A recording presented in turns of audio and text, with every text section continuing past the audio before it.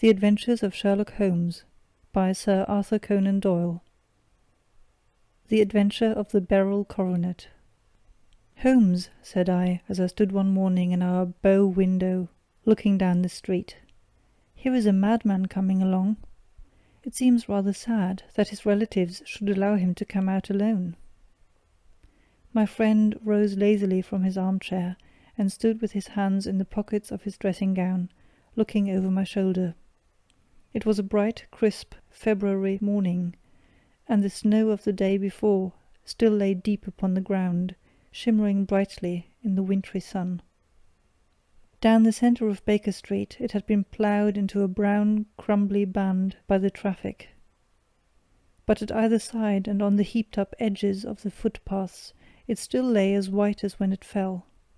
The grey pavement had been cleaned and scraped, but was still dangerously slippery, so that there were fewer passengers than usual. Indeed, from the direction of Metropolitan Station, no one was coming save the single gentleman whose eccentric conduct had drawn my attention. He was a man of about 50, tall, portly, and imposing, with a massive, strongly marked face and a commanding figure. He was dressed in a sombre yet rich style, in black frock coat, shining hat, neat brown gaiters, and well-cut pearl-grey trousers. Yet his actions were an absurd contrast to the dignity of his dress and features, for he was running hard, with occasional little springs, such as a weary man gives who is little accustomed to set any tax upon his legs. As he ran, he jacked his hands up and down, waggled his head, and writhed his face into the most extraordinary contortions. "What on earth can be the matter with him?" I asked. "He is looking up at the numbers of the houses." "I believe that he is coming here," said Holmes, rubbing his hands. "Here?" "Yes, I rather think he is coming to consult me professionally. I think that I recognize the symptoms. Ha! Did I not tell you?" As he spoke, the man, puffing and blowing, rushed at our door and pulled at our bell until the whole house resounded with the clanging. A few moments later he was in our room, still puffing, still gesticulating, but with so fixed a look of grief and despair in his eye that our smiles were turned in an instant to horror and pity. For a while he could not get his words out, but swayed his body and plucked at his hair, like one who has been driven to the extreme limits of his reason. Then, suddenly springing to his feet, he beat his head against the wall with such force that we both rushed upon him and tore him away to the centre of the room. Sherlock Holmes pushed him down into the easy-chair, and, sitting beside him, patted his hand and chatted with him in the easy, soothing tones which he knew so well how to employ. "You have come to tell me your story, have you not?" said he. "You are fatigued with your haste. Pray wait until you have recovered yourself, and then I shall be most happy to look into any little problem which you may submit to me." The man sat for a minute or more with a heaving chest, fighting against his emotion. Then he passed his handkerchief over his brow, set his lips tight, and turned his face towards us. "No doubt you think me mad," said he. "I see that you have had some great trouble," responded Holmes. "God knows I have. A trouble which is enough to unseat my reason, so sudden and so terrible is it. Public disgrace I might have faced, although I am a man whose character has never yet borne a stain. Private affliction also is the lot of every man, but the two coming together, and in so frightful a form, have been enough to shake my very soul. Besides, it is not I alone. The very noblest in the land may suffer, unless some way be found out of this horrible affair." "Pray compose yourself, sir," said Holmes, "and let me have a clear account of who you are and what it is that has befallen you." "My name," answered our visitor, "is probably familiar to your ears. I am Alexander Holder, of the bank firm of Holder and Stevenson, of Threadneedle Street." The name was indeed well known to us as belonging to the senior partner in the second largest private banking concern in the city of London. What could have happened, then, to bring one of the foremost citizens of London to this most pitiable pass? We waited, all curiosity, until with another effort he braced himself to tell his story. "I feel that time is of value," said he. "That is why I hastened here when the police inspector suggested that I should secure your cooperation. I came to Baker Street by the Underground and hurried from here on foot, for the cabs go slowly through this snow. That is why I was so out of breath, for I am a man who takes very little exercise. I feel better now, and will put the facts before you as shortly and yet as clearly as I can. It is of course well known to you that in a successful banking business, as much depends upon our being able to find remunerative investments for our funds, as upon our increasing our connection and the number of our depositors. One of our most lucrative means of laying out money is in the shape of loans, where the security is unimpeachable. We have done a good deal in this direction during the last few years, and there are many noble families to whom we have advanced large sums upon the security of their pictures, libraries, or plate. Yesterday morning I was seated in my office at the bank when a card was brought to me by one of the clerks. I started when I saw the name, for it was that of none other than— well, perhaps even to you I had better say no more than that it was a name which is a household word all over the earth, one of the highest, noblest, most exalted names in England. I was overwhelmed by the honour, and attempted, when he entered, to say so, but he plunged at once into business, with the air of a man who wishes to hurry quickly through a disagreeable task. "Mr. Holder," said he, "I have been informed that you are in the habit of advancing money." "The firm does so when the security is good," I answered. "It is absolutely essential to me," said he, "that I should have £50,000 at once. I could, of course, borrow so trifling a sum 10 times over from my friends, but I much prefer to make it a matter of business and so carry out that business myself. In my position you can readily understand that it is unwise to place one's self under obligations." "For how long, may I ask, do you want this sum?" I asked. "Next Monday I have a large sum due to me, and I shall then most certainly repay what you advance, with whatever interest you think is right to charge. But it is very essential to me that the money should be paid at once." "I should be happy to advance it without further parley from my own private purse," said I, "were it not that the strain would be rather more than I could bear. If, on the other hand, I am to do it in the name of the firm, then in justice to my partner I must insist that, even in your case, every business-like precaution should be taken." "I should much prefer to have it so," said he, raising up a square, black morocco case which he had laid beside his chair. "You have doubtless heard of the Beryl coronet." "One of the most precious public possessions of the empire," said I. "Precisely." He opened the case, and there, embedded in soft flesh-coloured velvet, lay the magnificent piece of jewellery which he had named. "There are 39 enormous barrels," said he, "and the price of the gold chasing is incalculable. The lowest estimate would put the worth of the coronet at double the sum which I have asked. I am prepared to leave it with you as my security." I took the precious case into my hands, and looked in some perplexity from it to my illustrious client. "You doubt its value?" he asked. "Not at all. I only doubt the propriety of my leaving it. You may set your mind at rest about that. I should not dream of doing so, were it not absolutely certain that I should be able in 4 days to reclaim it. It is a pure matter of form. Is the security sufficient? Ample. You understand, Mr. Holder, that I am giving you a strong proof of the confidence which I have in you, founded upon all that I have heard of you.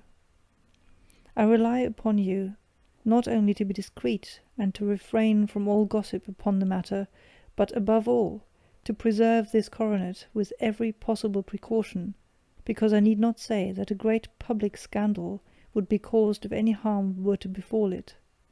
Any injury to it would be almost as serious as its complete loss, for there are no Beryls in the world to match these, and it would be impossible to replace them. I leave it with you, however, with every confidence, and I shall call for it in person on Monday morning." Seeing that my client was anxious to leave, I said no more, but, calling for my cashier, I ordered him to pay over 50 £1,000 notes. When I was alone once more, however, with the precious case lying upon the table in front of me, I could not but think, with some misgivings, of the immense responsibility which it entailed upon me. There could be no doubt that, as it was a national possession, a horrible scandal would ensue if any misfortune should occur to it. I already regretted having ever consented to take charge of it.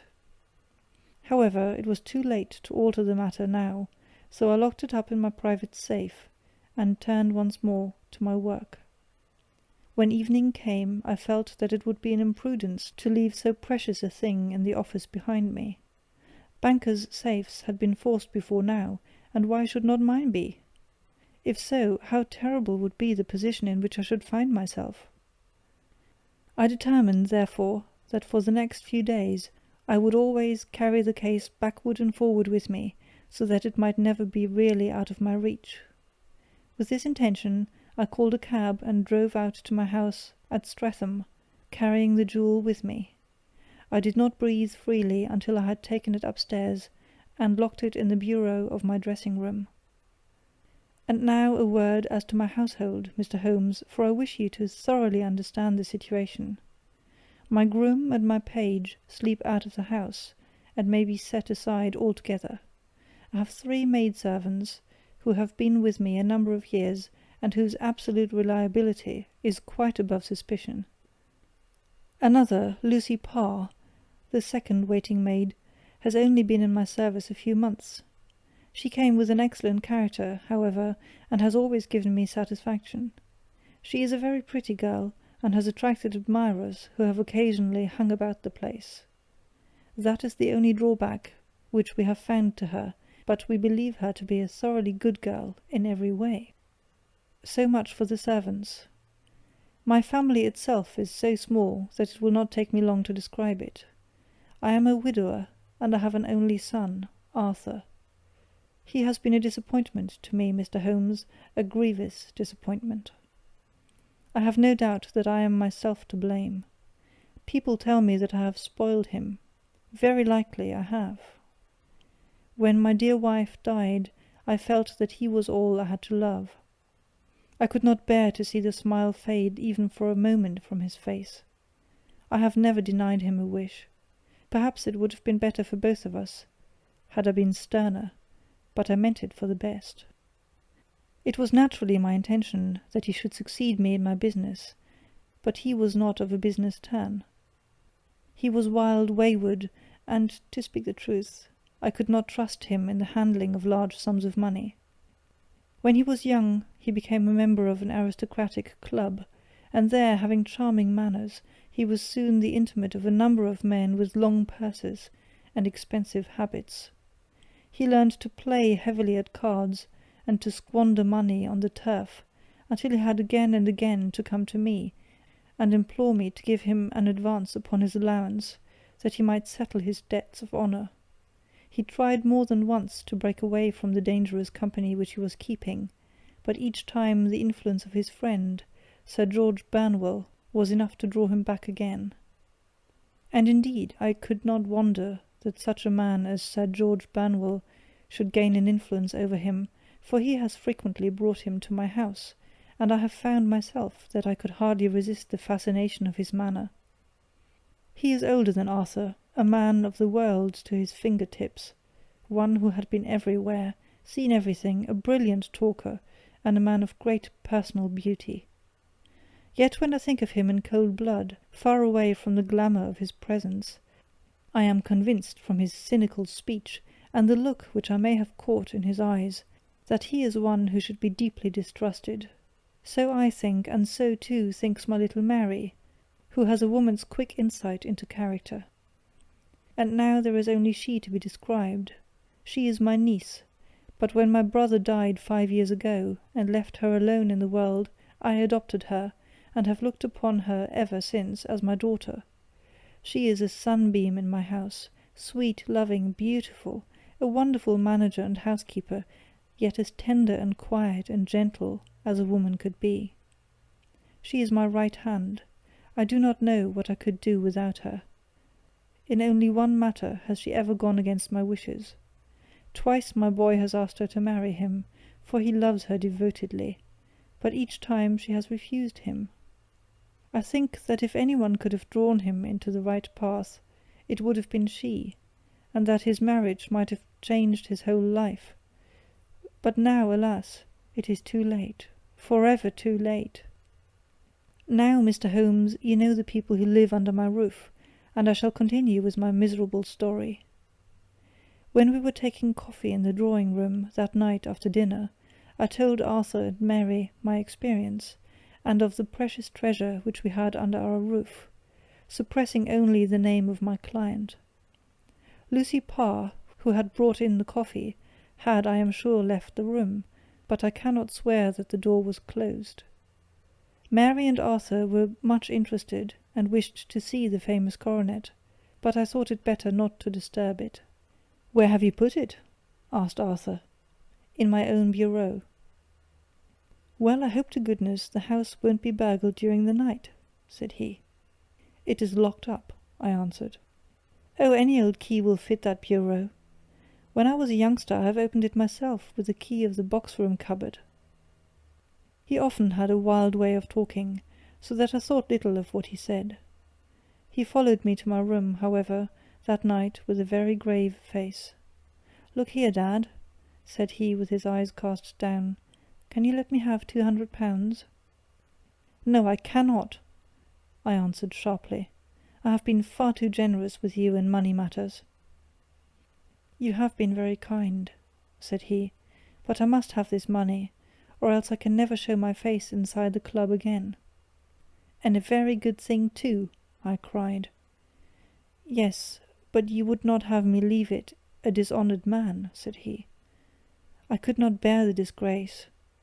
I must raise the money in some way, and if you will not let me have it, then I must try other means." I was very angry, for this was the third demand during the month. "You shall not have a farthing from me," I cried, on which he bowed and left the room without another word. When he was gone I unlocked my bureau, made sure that my treasure was safe, and locked it again. Then I started to go round the house to see that all was secure, a duty which I normally leave to Mary, but which I thought it well to perform myself that night.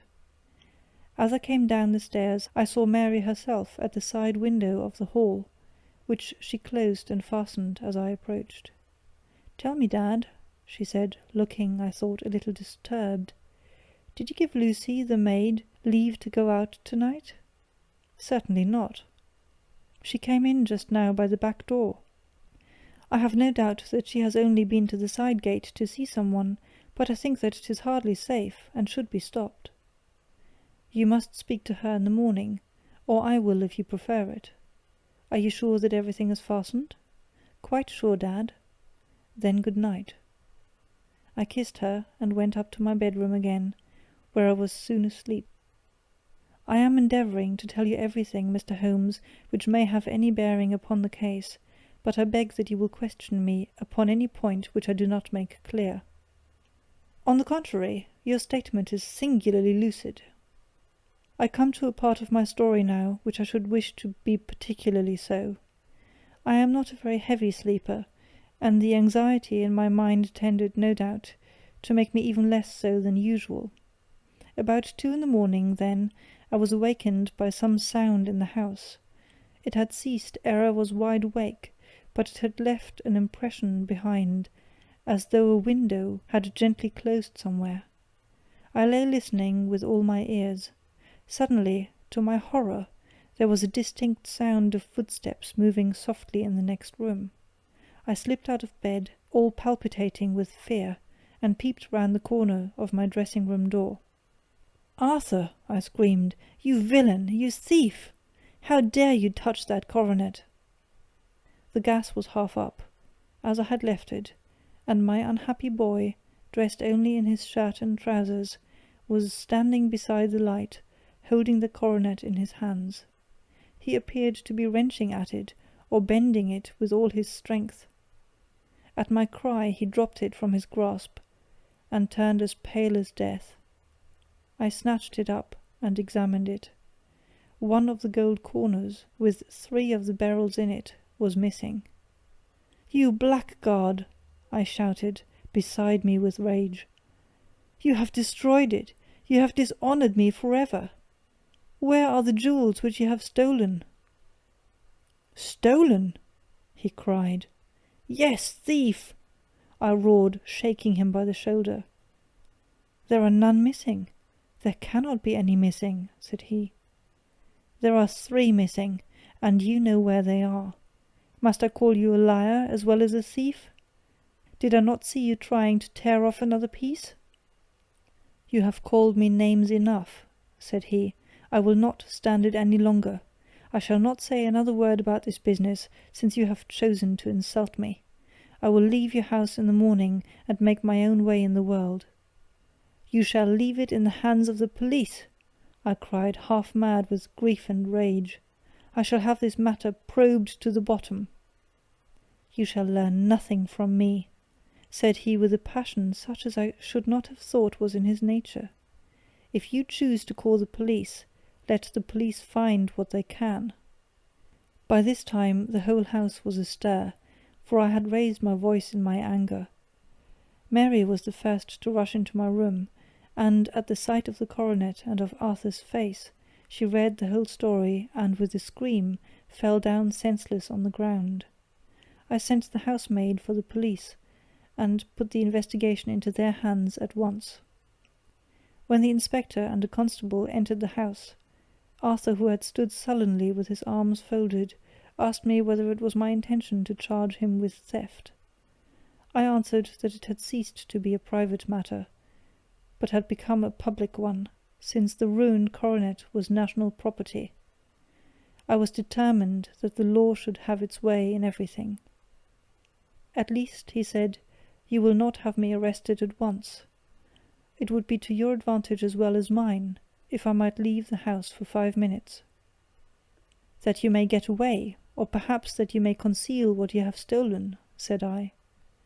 And then, realizing the dreadful position in which I was placed, I implored him to remember that not only my honour, but that of one who was far greater than I was at stake, and that he threatened to raise a scandal which would convulse the nation.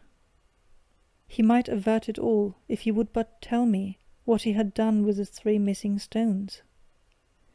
"You may as well face the matter," said I. "You have been caught in the act, and no confession could make your guilt more heinous. If you but make such reparation as is in your power, by telling us where the barrels are, all shall be forgiven and forgotten." "Keep your forgiveness for those who ask for it," he answered, turning away from me with a sneer. I saw that he was too hardened for any words of mine to influence him. There was but one way for it. I called in the inspector and gave him into custody. A search was made at once, not only of his person, but of his room, and of every portion of the house where he could possibly have concealed the gems, but no trace of them could be found, nor would the wretched boy open his mouth for all our persuasions and our threats. This morning he was removed to a cell, and I, after going through all the police formalities, have hurried round to you to implore you to use your skill in unravelling the matter. The police have openly confessed that they can at present make nothing of it. You may go to any expense which you think necessary. I have already offered a reward of £1,000. My God, what shall I do? I have lost my honour, my gems, and my son in one night. Oh, what shall I do?" He put a hand on either side of his head and rocked himself to and fro, droning to himself like a child whose grief has got beyond words. Sherlock Holmes sat silent for some few minutes, with his brows knitted and his eyes fixed upon the fire. "Do you receive much company?" he asked. None save my partner with his family, and an occasional friend of Arthur's. Sir George Burnwell has been several times lately. No one else, I think. Do you go out much in society? Arthur does. Mary and I stay at home. We neither of us care for it. That is unusual in a young girl. She is of a quiet nature. Besides, she is not so very young. She is 24. This matter, from what you say, seems to have been a shock to her also. Terrible! She is even more affected than I. You have neither of you any doubt as to your son's guilt? How can we have, when I saw him with my own eyes, with the coronet in his hands? I hardly consider that a conclusive proof. Was the remainder of the coronet at all injured? Yes, it was twisted. Do you not think, then, that he might have been trying to straighten it? God bless you! You are doing what you can for him and for me, but it is too heavy a task. What was he doing there at all? If his purpose were innocent, why did he not say so?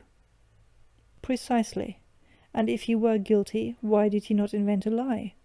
His silence appears to me to cut both ways. There are several singular points about the case. What did the police think of the noise which awoke you from your sleep?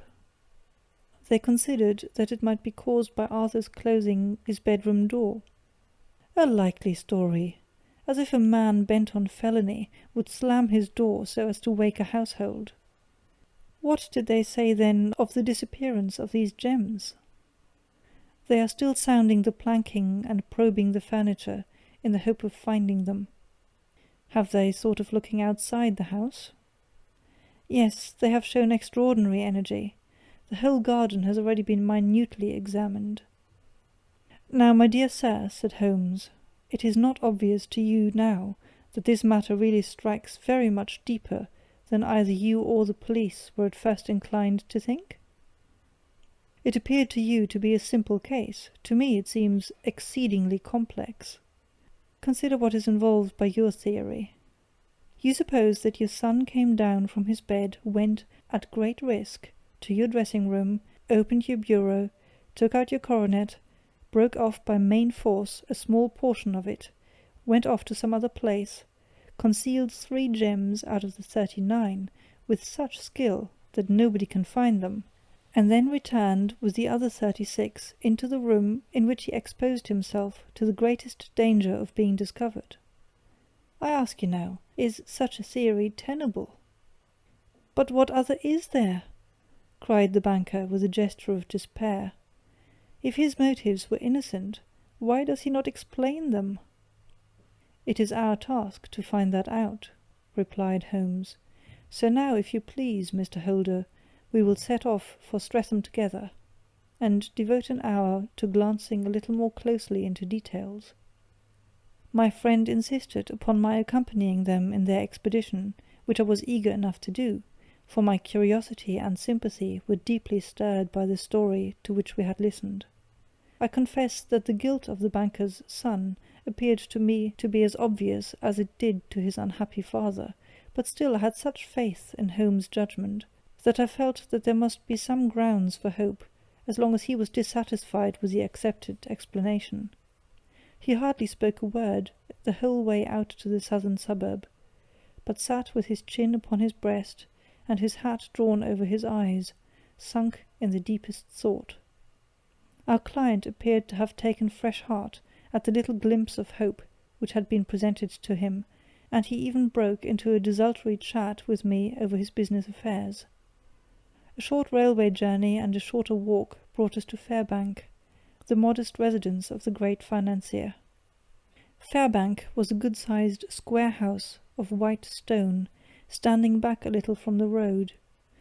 A double-carriage sweep with a snow-clad lawn stretched down in front of 2 large iron gates which closed the entrance. On the right side was a small wooden thicket which led into a narrow path between 2 neat hedges, stretching from the road to the kitchen door, and forming the tradesman's entrance. On the left ran a lane which led to the stables, and was not itself within the grounds at all, being a public, though little used, thoroughfare. Holmes left us standing at the door and walked slowly all round the house, across the front, down the tradesmen's path, and so round by the garden behind into the stable lane. So long was he that Mr. Holder and I went into the dining-room and waited by the fire until he should return. We were sitting there in silence when the door opened and the young lady came in.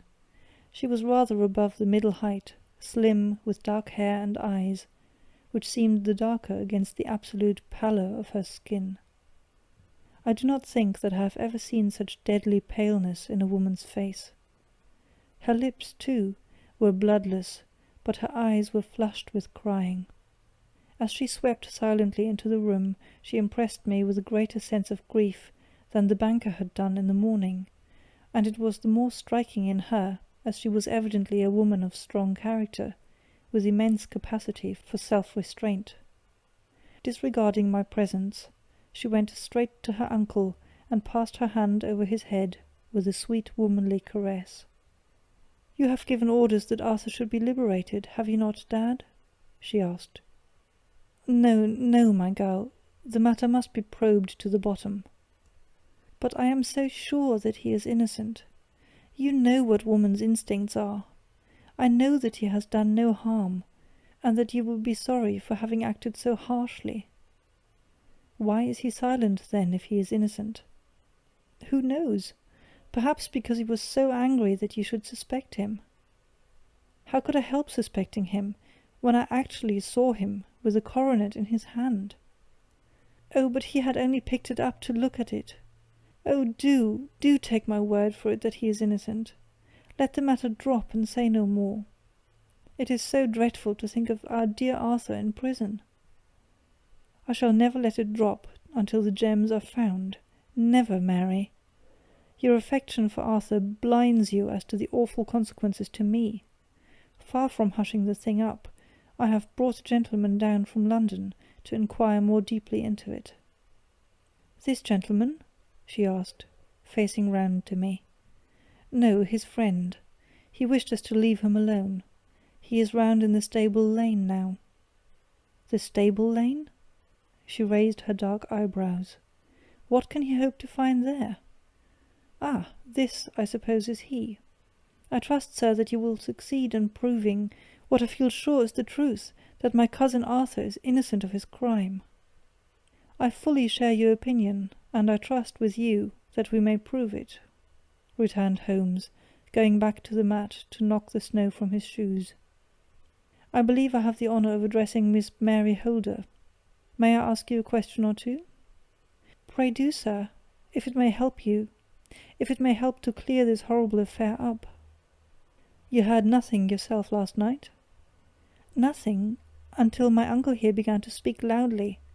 I heard that, and I came down." "You shut up the windows and doors the night before. Did you fasten all the windows?" "Yes." "Were they all fastened this morning?" "Yes." "You have a maid who has a sweetheart. I think that you remarked to your uncle last night that you had been out to see him?" "Yes, and she was the girl who waited in the drawing-room, and who may have heard uncle's remarks about the coronet." "I see. You infer that she may have gone out to tell her sweetheart, and that the two may have planned the robbery." "But what is the good of all these vague theories?" cried the banker impatiently, "when I have told you that I saw Arthur with the coronet in his hands?" "Wait a little, Mr. Holder. We must come back to that. About this girl, Miss Holder. You saw her return by the kitchen door, I presume?" "Yes, when I went to see if the door was fastened for the night, I met her slipping in. I saw the man too, in the gloom." "Do you know him?" "Oh, yes. He is the greengrocer who brings our vegetables round. His name is Francis Prosper." "He stood," said Holmes, "to the left of the door, that is to say, farther up the path than is necessary to reach the door?" "Yes, he did." "And he is a man with a wooden leg?" Something like fear sprang up in the lady's expressive black eyes. "Why, you are like a magician," said she. "How do you know that?" She smiled, but there was no answering smile in Holmes' thin, eager face. "I should be very glad now to go upstairs," said he. "I shall probably wish to go over to the outside of the house again. Perhaps I had better take a look at the lower windows before I go up." He walked swiftly round from one to the other, pausing only at a large one which looked from the hall into the stable lane. This he opened and made a very careful examination of the sill with his powerful magnifying lens. "Now we shall go upstairs," said he at last. The banker's dressing-room was a plainly furnished little chamber, with a grey carpet, a large bureau, and a long mirror. Holmes went to the bureau first, and looked hard at the lock. "Which key was used to open it?" he asked. "That which my son himself indicated, that of the cupboard of the lumber room." "Have you it here?" "That is it on the dressing-table." Sherlock Holmes took it up and opened the bureau. "It is a noiseless lock," said he. "It is no wonder that it did not wake you. This case, I presume, contains the coronet. We must have a look at it." He opened the case, and taking out the diadem, he laid it upon the table. It was a magnificent specimen of the jeweller's art, and the 36 stones were the finest that I have ever seen. At one side of the coronet was a cracked edge, where a corner holding 3 gems had been torn away. "Now, Mr. Holder," said Holmes, "here is the corner which corresponds to that which has been so unfortunately lost. Might I beg that you will break it off?" The banker recoiled in horror. "I should not dream of trying it," said he. "Then I will." Holmes suddenly bent his strength upon it, but without result. "I feel it give a little," said he, "but, though I am exceptionally strong in the fingers, it would take me all my time to break it. An ordinary man could not do it. Now, what do you think would happen if I did break it, Mr. Holder? There would be a noise like a pistol shot. Do you tell me that all this happened within a few yards of your bed, and that you heard nothing of it? I do not know what to think. It is all dark to me. But perhaps it may grow lighter as we go. What do you think, Miss Holder? I confess that I still share my uncle's perplexity. Your son had no shoes or slippers on when you saw him? He had nothing on save only his trousers and shirt. Thank you. We have certainly been favoured with extraordinary luck during this inquiry, and it will be entirely our own fault if we do not succeed in clearing this matter up. With your permission, Mr. Holder, I shall now continue my investigations outside." He went alone at his own request, for he explained that any unnecessary footmarks might make his task more difficult. For an hour or more he was at work, returning at last with his feet heavy with snow, and his features as inscrutable as ever. "I think that I have seen now all there is to see, Mr. Holder," said he. "I can serve you best by returning to my rooms." "But the gems, Mr. Holmes, where are they?" "I cannot tell." The banker wrung his hands. "I shall never see them again," he cried. "And my son? You give me hopes?" "My opinion is in no way altered." "Then, for God's sake, what was this dark business which was acted in my house last night?" "If you can call upon me at my Baker Street rooms tomorrow morning between 9 and 10, I shall be happy to do what I can to make it clearer. I understand that you give me carte blanche to act for you, provided only that I get back the gems, and that you place no limit on the sum I may draw. I would give my fortune to have them back." "Very good. I shall look into the matter between this and then. Good-bye. It is just possible that I may have to come over here again before evening." It was obvious to me that my companion's mind was now made up about the case, although what his conclusions were was no more than I could even dimly imagine. Several times during our homeward journey I endeavoured to sound him upon the point, but he always glided away to some other topic, until at last I gave it over in despair. It was not yet 3 when we found ourselves in our rooms once more. He He hurried to his chamber, and was down again in a few minutes, dressed as a common loafer. With his collar turned up, his shiny seedy coat, his red cravat, and his worn boots, he was a perfect sample of the class. "I think that this should do," said he, glancing into the glass above the fireplace. "I only wish that you could come with me, Watson, but I fear that it won't do. I may be on my trail in this matter, or I may be following a will-o'-the-wisp, but I shall soon know which it is. I hope that I may be back in a few hours." He cut a slice of beef from the joint upon the sideboard, sandwiched it between 2 rounds of bread, and thrusting this rude meal into his pocket, he started off upon his expedition. I had just finished my tea when he returned, evidently in excellent spirits, swinging an old elastic-sided boot in his hand. He chucked it down into a corner, and helped himself to a cup of tea. "I only looked in as I passed," said he. "I am going right on." "Where to?" "Oh, to the other side of the West End. It may be some time before I get back. Don't wait up for me in case I should be late." "How are you getting on?" "Oh, so-so. Nothing to complain of. I have been out to Streatham since I saw you last, but I did not call at the house. It is a very sweet little problem, and I would not have missed it for a good deal. However, I must not sit gossiping here, but must get these disreputable clothes off, and return to my highly respectable self." I could see by his manner that he had stronger reasons for satisfaction than his words alone would imply. His eyes twinkled, and there was even a touch of colour upon his sallow cheeks. He hastened upstairs, and a few minutes later I heard the slam of the hall door, which told me that he was off once more upon his congenial hunt. I waited until midnight, but there was no sign of his return, so I retired to my room.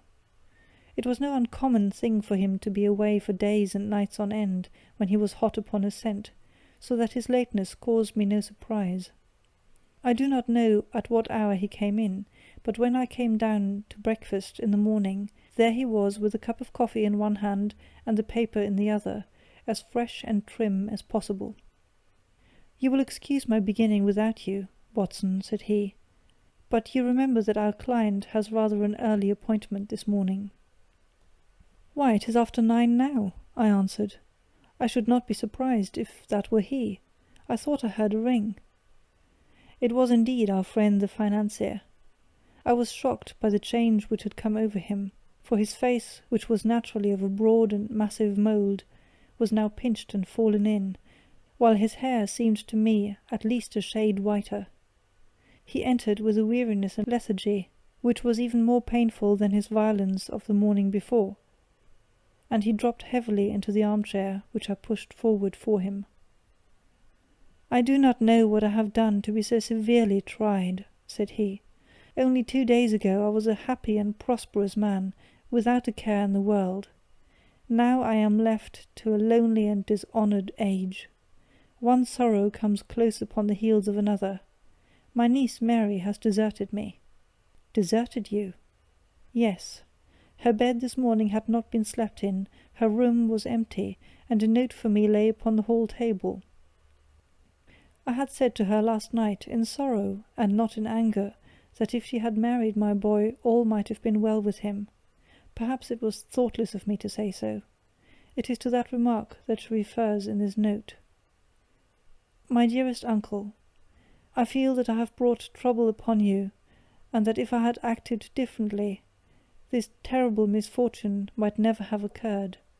I cannot, with this thought in my mind, ever again be happy under your roof, and I feel that I must leave you forever.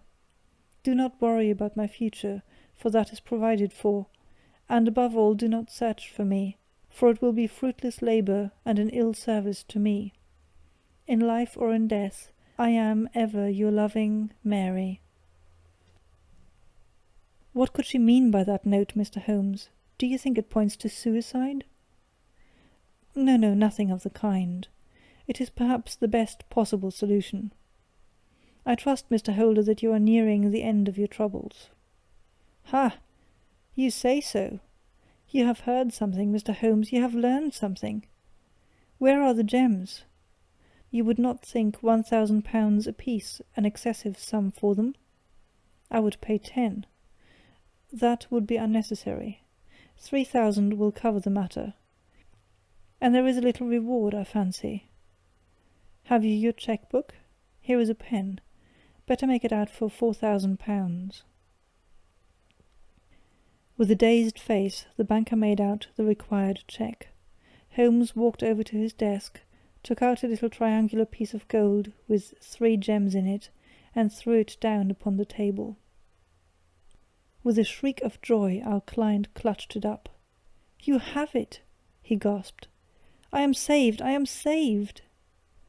The reaction of joy was as passionate as his grief had been, and he hugged his recovered gems to his bosom. "There is one other thing you owe, Mr. Holder," said Sherlock Holmes rather sternly. "Oh!"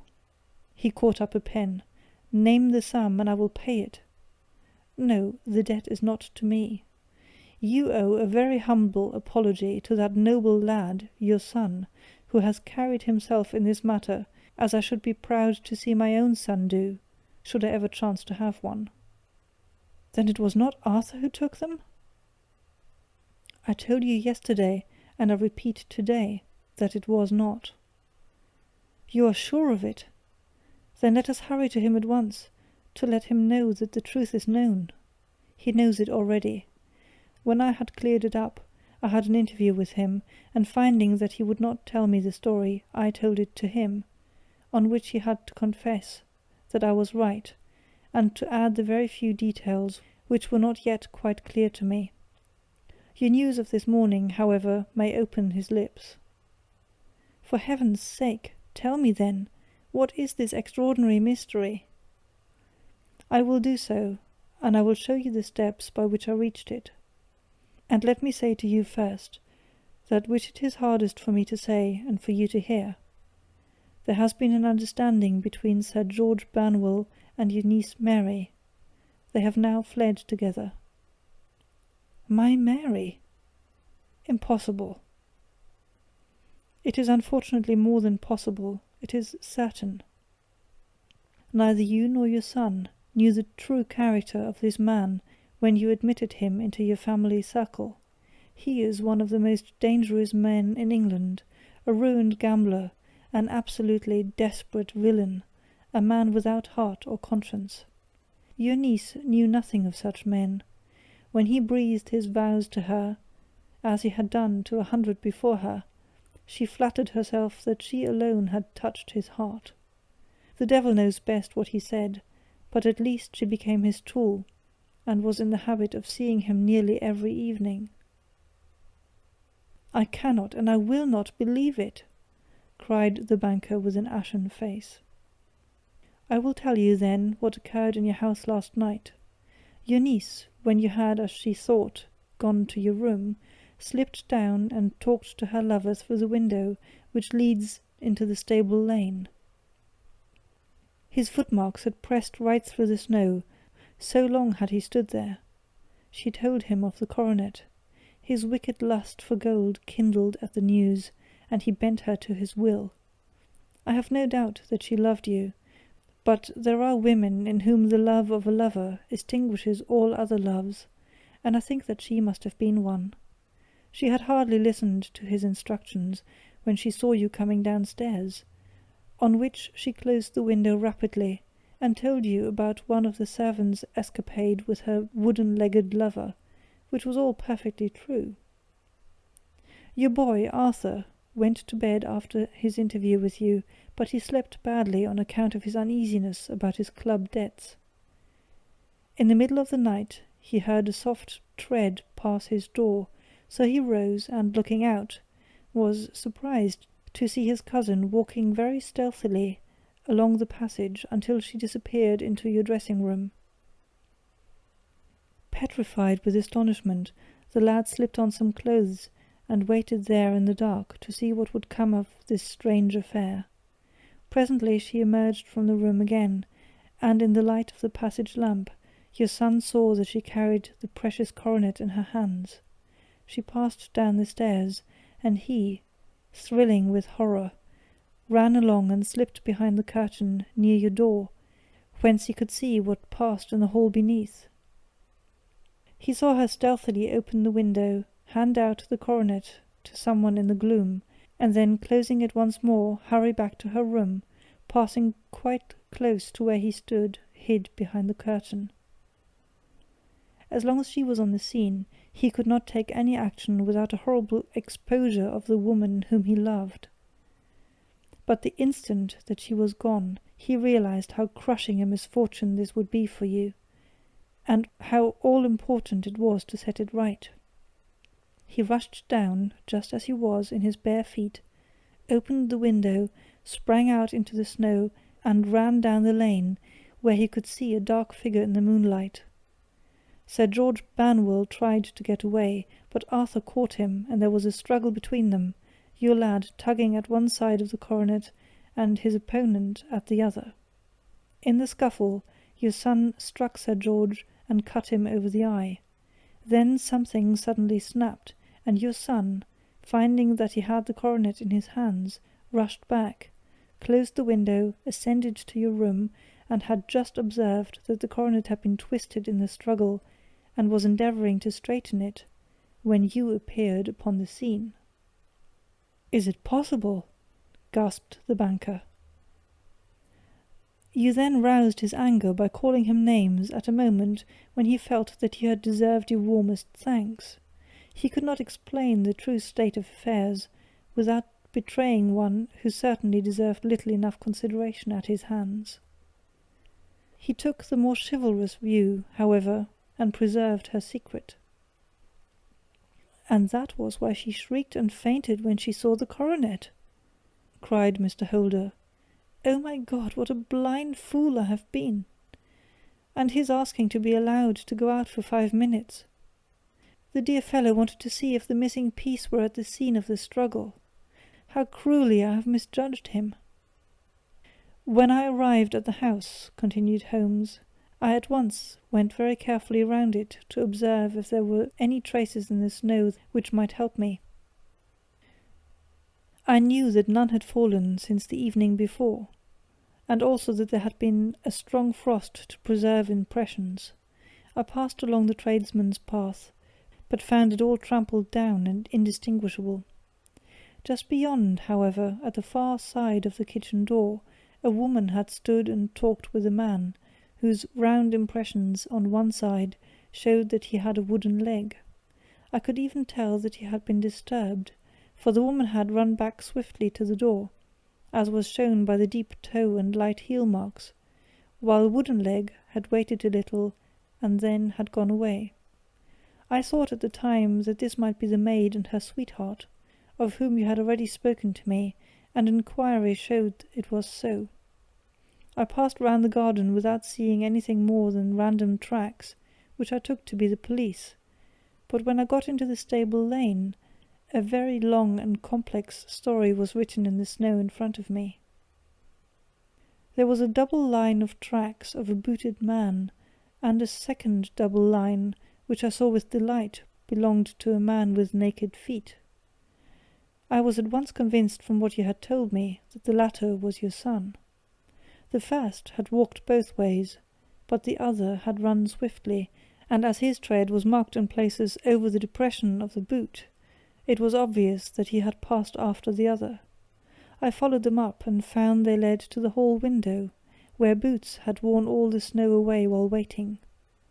Then I walked to the other end, which was 100 yards or more down the lane. I saw where Boots had faced round, where the snow was cut up as though there had been a struggle, and, finally, where a few drops of blood had fallen to show me that I was not mistaken. Boots had then run down the lane, and another little smudge of blood showed that it was he who had been hurt.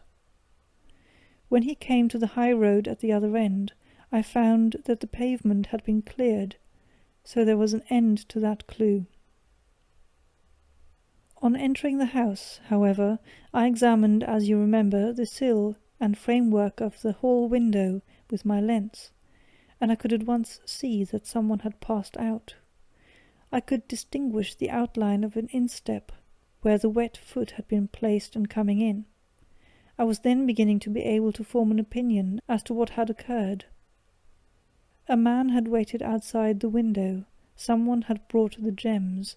The deed had been overseen by your son. He had pursued the thief, had struggled with him. They had each tugged at the coronet, their united strength causing injuries which neither alone could have effected. He had returned with a prize, but had left a fragment in the grasp of his opponent. So far I was clear. The question now was, who was the man, and who was it brought him the coronet? It is an old maxim of mine, that when you have excluded the impossible, whatever remains, however improbable, must be the truth. Now I knew that it was not you who had brought it down, so there only remained your niece and the maids. And if it were the maids, why should your son allow himself to be accused in their place? There could be no possible reason. As he loved his cousin, however, there was an excellent explanation why he should retain her secret, the more so as the secret was a disgraceful one. When I remembered that you had seen her at that window, and how she had fainted on seeing the coronet again, my conjecture became a certainty. And who could it be who was her confederate? A lover, evidently, for who else could outweigh the love and gratitude which she must feel for you? I knew that you went out little, and that your circle of friends was a very limited one.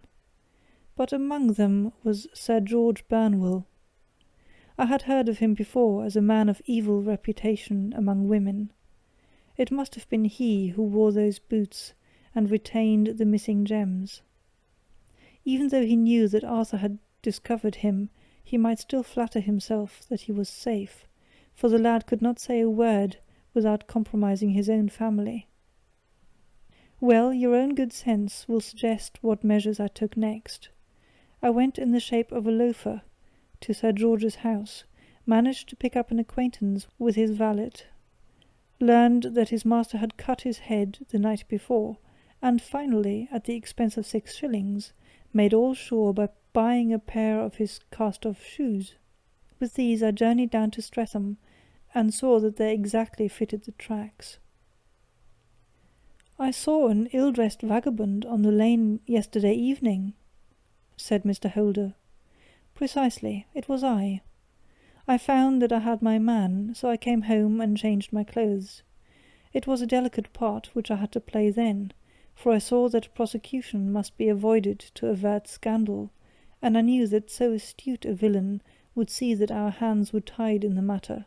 I went and saw him. At first, of course, he denied everything. But when I gave him every particular that had occurred, he tried to bluster, and took down a life-preserver from the wall.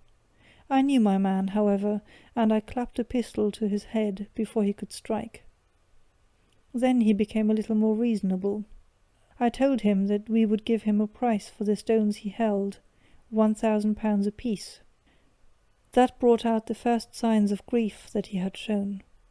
'Why, dash it all,' said he, 'I've let them go at 600 for the 3. I soon managed to get the address of the receiver who had them, on promising him that there would be no prosecution. Off I set to him, and after much chaffering I got our stones at £1,000 apiece. Then I looked in upon your son, told him that all was right, and eventually got to my bed at about 2 o'clock, after what I may call a really hard day's work. A day which has saved England from a great public scandal,' said the banker, rising. 'Sir, I cannot find words to thank you, but you shall not find me ungrateful for what you have done. Your skill has indeed exceeded all that I have heard of. And now I must fly to my dear boy to apologize to him for the wrong which I have done him. As to what you tell me of poor Mary, it goes to my very heart. Not even your skill can inform me where she is now.' 'I think that we may safely say,' returned Holmes, 'that she is wherever Sir George Burnwell is. It is equally certain, too, that whatever her sins are, they will soon receive a more than sufficient punishment.' End of The Beryl Coronet.